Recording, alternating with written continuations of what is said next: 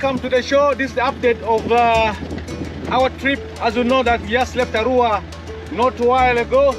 We are here out right now at the beautiful site, as you can see, called the Murchison National Park. It's really a conservation area and a really beautiful spot to spot animal, to wander the world and the beautiful landscape and the wildlife as well. As we are heading to fetch our first 1.5 liters of the mighty River Nile. Remember that spot, it is the Murchison Falls, whereby the mighty River Nile is go through a tiny gorge.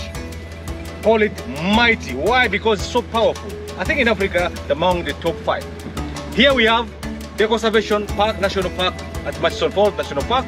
And also we are heading to pick our first 1.5 liter. Remember the first video, the beginning of the video. That was the beginning. It started from there. Here we go.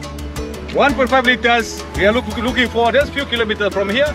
We are already in the Murchison National Park and Conservation Area.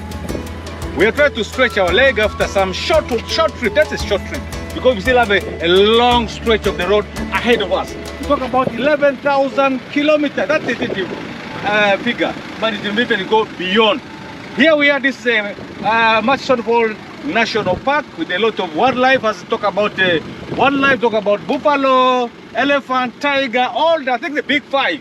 Here, this is a beautiful, and this is among the oldest national park in the Pearl of Africa, Uganda, name it.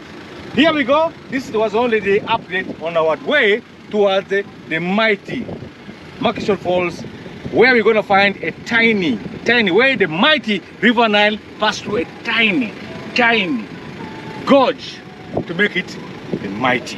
Here we are. Let us move and keep your camera on. Come here.